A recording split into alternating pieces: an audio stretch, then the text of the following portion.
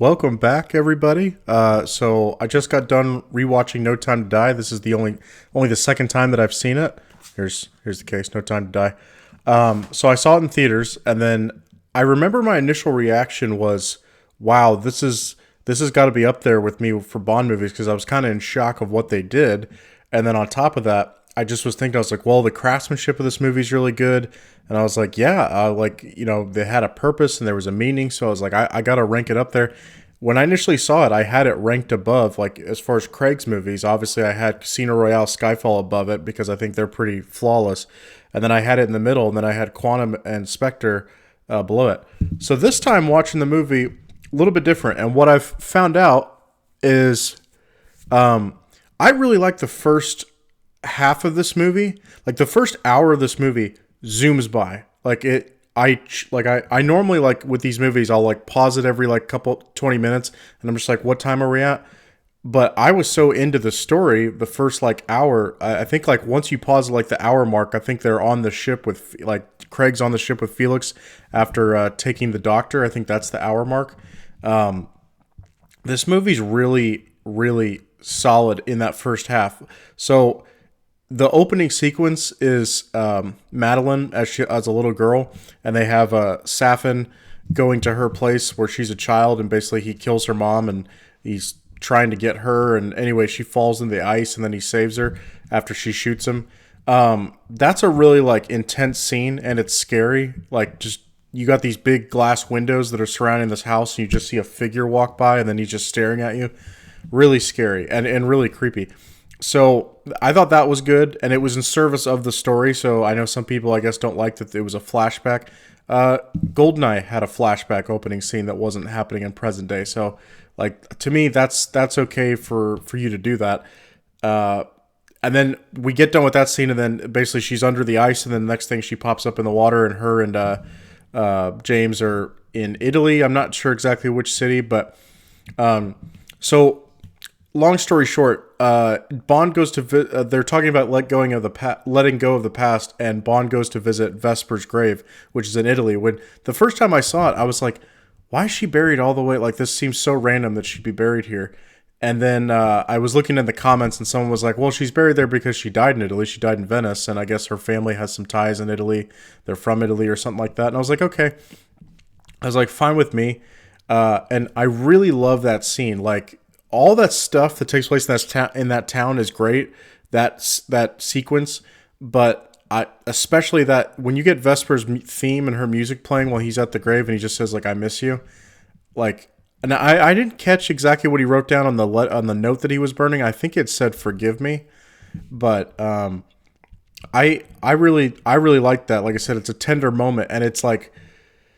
I feel like it's really awesome about James's character is that like even though he's this womanizer that can like meet a girl and like fall in love with her or have her fall in love with him and then he moves on to the next one. I like that the one that haunts him is the one that died, Vesper. So yeah, I like that. And then we basically that grave blows up and then we get a intense sequence where James is like thinking I can't think of her name.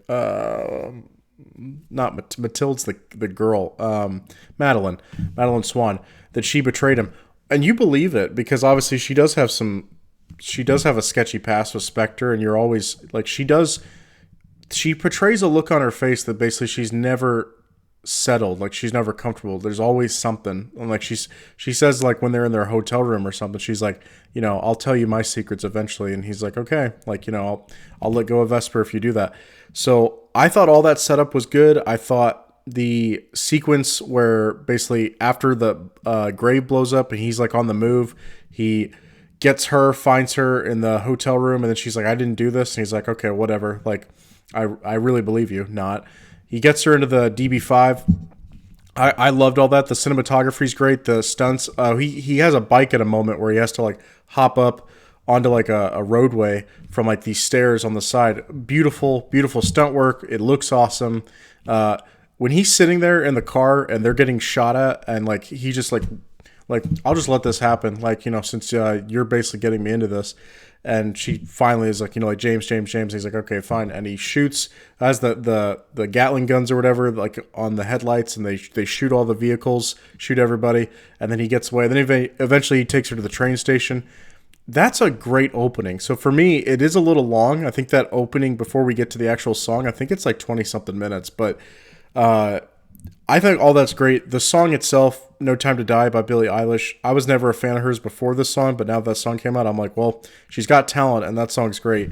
The opening intro sequence, that song sequence, is really good. I like the kind of a flashback of Casino Royale, but you got basically like a heart.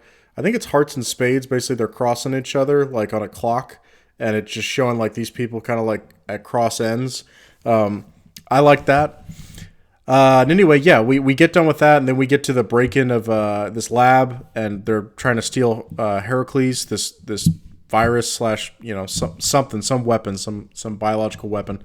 And I'll just be honest. So even though I'm still like all for that movie, like when this is happening, I've never been a fan of that plot, and COVID slowed this movie coming out, and then when you see this movie, at least in the theaters when I saw it, COVID's still really fresh, so just wasn't the plot I really wanted to see, because I feel like we've been like hounded nonstop with that. So even though it's not technically a virus, it's the nanobots or whatever. I don't really want to deal with someone like ingesting something and then they die.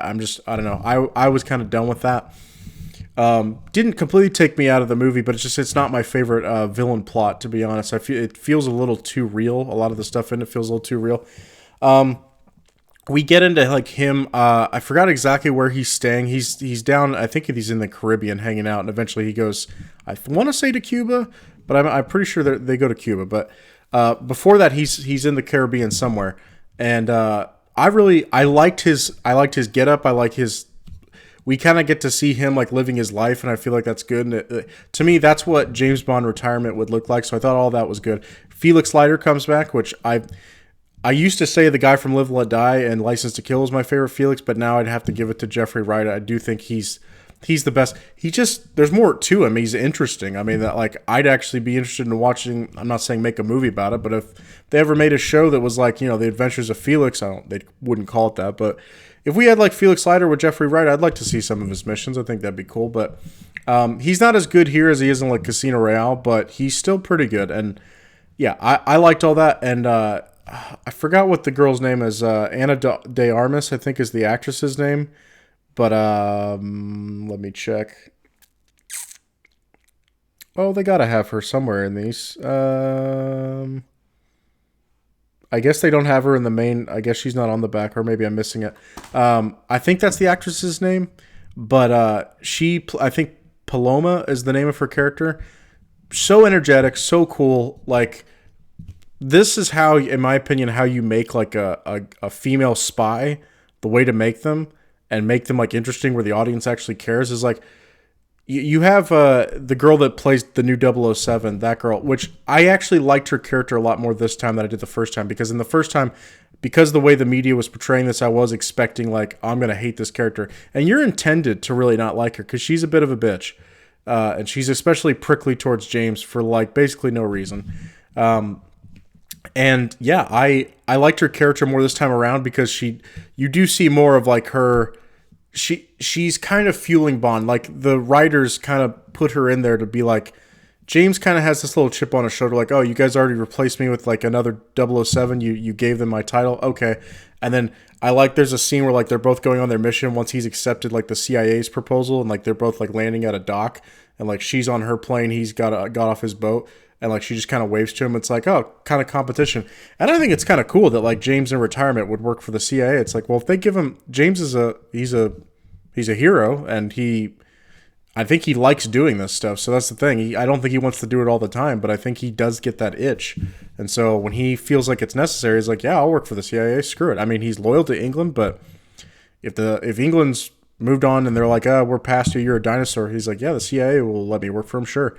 So all that stuff and that whole Spectre scene, I mean, it is kind of weird with like the thing that falls down, like the mist, and it kills all the Spectre agents, but it's the fight choreography, the gun shooting, all that kind of stuff, really good. And like I said, Paloma, she's a breath of fresh air. That's the best way I can describe her. She's a breath of fresh air. You love watching her on screen. She's got this charisma, and I like that they didn't like force a romance between these two. But the most you get is basically, well, like, you know, she's unbuttoning his shirt, and he's like, oh, like, you know, shouldn't we get to know each other? And she's like, no, no, no, like, not like that. And then after the fight, I think he says, she's like, well, this is it for me, or something like that. And he was like, well, he's like, you know, I guess maybe see you around or whatever. She's like, well, you know, next time stay longer. And he was like, okay, like, I will do that. And I really like that. So for me, I like their chemistry. And like I said, she was believable. She wasn't like, I'm going to punch every dude in the face, whatever. She was using her legs. She was kicking, which women are more flexible than men. So that makes sense to me. And then she was rolling around, doing a lot of cool stuff. I liked her fighting. She wasn't just sitting there like, I punch a man in the face and he's just down and out. It wasn't stuff like that, which I always bothers me in movies, because I'm like, there's not a whole lot of women that are punching like regular like henchmen in the face like men, and like being able to like knock them out. Like that wouldn't really happen. So that was cool for me. Like I said, that whole scene. And then even when we get to the boat, I like all that stuff. The double cross of Ash, I think is the guy's name. I mean, you kind of suspect something, but I mean, it's a Bond film. It's a spy thriller, so like you get it. Like I said, any minutes with Felix I liked, and then after that ship goes down, and like James eventually gets back to England, and he like is talking to M. I would say the movie shifts for me once we get to the interrogation of Blofeld. That's where like I really feel like this movie just kind of doesn't really progress in a healthy way. He sees Madeline. That was actually really well done, because you're seeing Blofeld again. That's like what they're leading up to, like the interrogation. And you were more interested in like how these two are going to react to seeing each other after 5 years after like the betrayal. You're more interested in seeing that than you are really like the Blofeld interrogation. At least I was. And it is kind of cringeworthy, but I do it on purpose, that like James sticks his hand out and he's like, oh, Miss Swan. And it's just like, you know, she doesn't shake his hand. She just says like Mr. Bond, and that's it. And yeah, it's sad, but they did a great job with that. The second half of the movie, I haven't seen Spectre since I saw it in theaters, and I'm gonna rewatch it here shortly. But I remember being okay with the Blofeld and Spectre. I was okay with it. This time around, he really isn't menacing at all. Like, he's not intimidating, and I'm like, it really does seem like a miscast that every time he talks and he's like cuckoo, not intimidating. So he doesn't work for Blofeld for me. And I'd heard people say that for the longest time, and I was like, is he really that bad? He's not great. Because like I said, in order to be a Blofeld, I think you have to be somewhat interesting, and Christoph Waltz, he's great in Inglourious Basterds playing that villain, but I don't think it works for Blofeld, because Blofeld's not this kooky villain, and Christoph Waltz in Inglourious Basterds, he can be scary at times when he like gives you a straight look, but he's also like, he's kind of wacky, he's a little goofy, and I just don't think it works for Blofeld. So, and when he has to play serious, it doesn't work with this character. And then we get into the virus, or the nanobots spreading, the Heracles spreading. Pretty much once that happens, I'm not gonna say I'm checked out, but just the movie I feel like gradually goes downhill. It's revealed that James has a daughter, but they don't reveal it right away. None of that's all that bad. It's just that him having a daughter and Mathilde being in it, it just adds an extra thing in the movie that I'm like, we did what we didn't get in this movie. Like after in the second half, what we really didn't get, I feel like, is like typical James Bond sequences, or like the classic where you can look back and go like, oh, that was a great James Bond sequence, where like we got great action, the music kicks in, you makes you like, oh man, I want to be that guy.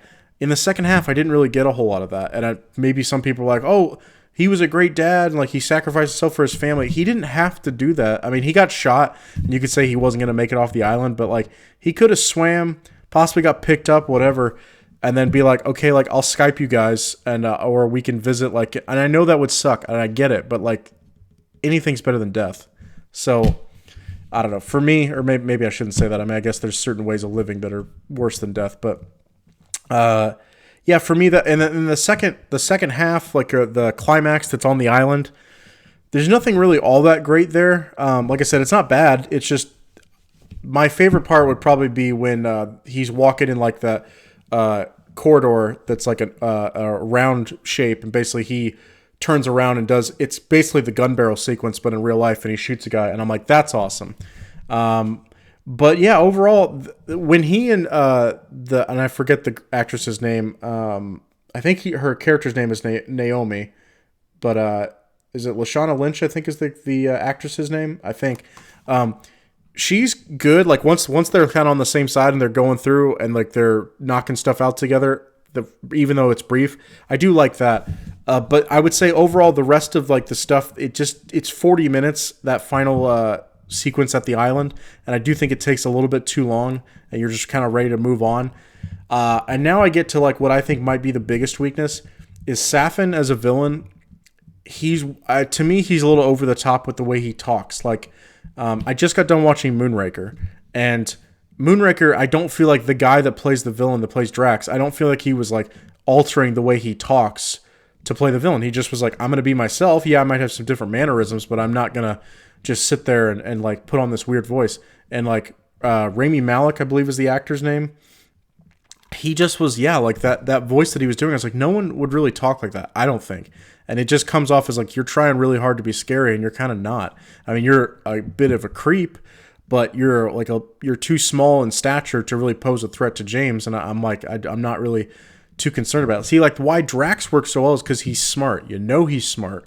So like not only, it's not that he's a physical threat. He doesn't need to be. He's so smart and like he's got a plan and he's got such like infrastructure built that you're like, that guy's he's a big threat to James. I just don't view Safin the same way. And I think that kind of hinders the movie. Like I said, the scenes I like with him is the opening scene, like where he's chasing her as a little girl. And then I do like the scene where he comes to visit her, like when she's the psychiatrist and he first reintroduced himself and he's like, oh, I have a memory box for you. He's like, open it up, check that out. And it's his mask. And she's like haunted. I liked that. But after that, when we are introduced to him, when he like shows up with the helicopter to abduct Madeline and Mathilde, he's okay there, but after that, once we get to the island, I didn't really like it. It's kind of a throwback to Dr. No, I feel like, his island, some of the setup. I do like him sitting down, like on like basically like folding his legs, like sitting down like Japanese people do. I did like that. And I did like where the island was located. It was like border waters between Russia and Japan. I did like that. That was kind of under dispute. But yeah, that's pretty much the end of my positives. There's just not a whole lot of like typical Bond sequences in this film that you would really be like, I'm dying to go back to that. I think, like I said, the opening stuff in Italy, I think is really well done, and you get to see the DB5. And I did like the stuff where he's in, like I said, I'm not sure exactly where he's located, the Caribbean and then to Cuba. I liked all that. Once that goes away, there's not really a whole lot that I loved. So for me, and then obviously they kill him off, and it ends on a bummer. And I'm not going to say it wasn't earned. Like, he'd been in 5 movies, and this was his send-off, and I get it. But it's just, I feel like we've learned, like, that's not the way we want a James Bond movie to end. It's just like, it's a real bummer, and you're just like, oh, okay. It didn't feel like it was like, oh, like, all right, that was worth it, though. Like, in The Dark Knight Rises, when Batman, like, and I know this is separate, but like, I think Batman is maybe one of the closest things we have to like a James Bond in the sense of like these slick, rich, not billionaires, because obviously James isn't that wealthy, but like, these guys that are like just using hand-to-hand combat to beat people up, whatever. Batman, when he faked his own death in Dark Knight Rises, I feel like you've been like, man, this guy's been through so much crap. And then when the music starts building up and you see him like at the end in the cafe, I know not everyone loved that, but I was okay with that. That like that was his retirement. For James to just straight up like just pack it in and die, I don't know. I think there's a better way you can earn that moment. I don't think you have to do like, don't give him a choice. Just like in a split second, I would have just had him like sacrifice himself for them, and basically like that's it. I wouldn't have done this whole like elaborate like, well, I got to open the missile doors, and it's like, well, James, you still have like 5 minutes to get off the island. He's like, nah, I'm just not gonna try. That felt a little weird to me. So overall, like I have a website that I rank every Bond film. You can pit them against each other and you find out where you rank them. I've been doing that after every time I watch one of these Bond films. And like I said, going into this movie, I would have had this probably in my top 10 because the cinematography is great. I don't really have a problem with the direction, the lighting. I think that's all good. And the actors, I don't think any of them give a bad performance. Like I said, Safin, not so sure I love his performance. I guess so to me, that one's a weak one. But aside from that, I thought everyone else did a great job. But yeah, after rewatching it, I'm like, I don't. If I'm looking at the other Bond movies, there's plots that I like better as far as like bad guy plots. There's maybe side characters or allies that I like better. There's obviously villains that I like better. Safin would rank really low for me as far as a villain. I mean, he's at least like when he's got the mask on, he's interesting, and he's at least creepy, which he's better than some villains. Like I know For Your Eyes Only, Christatos is viewed as a very weak villain, and he is. But like, I don't know what would have me going back to this movie. I'll still keep it, and like I said, I it's not like I hated it. The first half I think is really solid, and I like it, but it just doesn't have, like I said, it doesn't have the Bond moments that you'll be going back to, like a Skyfall, Casino Royale, a GoldenEye, all that kind of stuff. So if I have to give it my rating that I would give this I'd give this a guilty pleasure. It's better than a $5 bin. It's better than that, but it doesn't rank as highly for me, or at least as of right now, it doesn't rank as highly for me as I thought it would. So it's kind of sad because it's like I'm happy that we got one more with Daniel Craig and we got to give him a send off. But I wish they would have. I think the writers kind of let them down. I think one, they should have chose a better plot than the Heracles, like the virus nanobot thing. It's not satisfying when people die to that. Like when Blofeld dies to that, I'm like, that's okay, whatever. And yeah, I think that let them down. And then the whole thing with his kid being introduced, sadly, I think James only works as a character when like he's either like doing the mission and doing great, or like things are tragic. Like at the end of Casino Royale, when Vesper dies, it's really sad for him, but it's like that's the nature of his life, and he keeps moving on. I don't know. I don't really feel like James is going to get a happy ending. With that being said, though, it's really hard to end a movie like that. Like Honor Majesty Secret Service did, like his wife dies, and it's like boom, cut to credits. He dies. They do a quick like.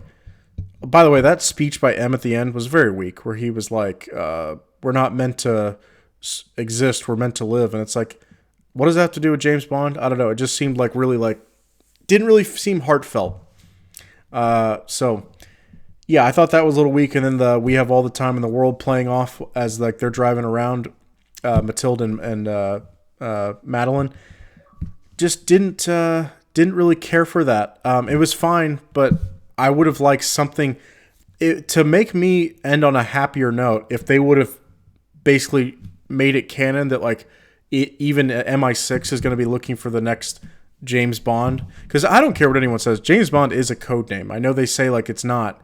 But you can't, there's just a lot of stuff you can't really explain away. Like in Skyfall, they admit that like Silva is not actually his real name. His real name is something Rodriguez, I think. His real name isn't Silva, but Silva is what like he goes by in their database. Well, James is the same thing. There's no way you walk around and tell everybody your name's James Bond if that's your actual name. So they'll get somebody else. I really hope they'll do Henry Cavill.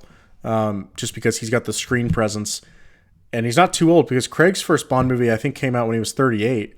Henry Cavill's 39. If you started making the movie like within the next, let's say you started filming in like the next 8 months, I mean, yeah, he'll be 40 at that point, I'm pretty sure, but to me, Daniel Craig finished his last Bond movie. I think he finished that when he was 53 when that came out. You could do 13 years of Henry Cavill, and I feel like people would be fine with that. And like I said, I think he has the screen presence. And, Henry Cavill, I like him as an actor a lot. But anyway, yeah, that's my review of No Time to Die. Overall, a mismatch. Like, it's just, first half I really like. Second half I don't really care for as much. And like I said, the plot and the villain are both kind of letdowns for me. And then obviously there's not even like a happy moment at the end, or at least I'm like, that was kick-ass. Like, there's not really a whole lot of that. And that's a bummer. So anyway, that's it for now. The next one I'll be doing is The Man with the Golden Gun, which I'm excited about because it's a movie I've tried to watch before, but I think I got maybe not even halfway through it. So excited to actually put that in my rankings and watch that, because aside from that, the last one I'll have after that I haven't seen is A View to a Kill. So, and I've heard I'm not missing much, but I'll get to it eventually. But anyway, all right, that's it for now. Have a good one, guys.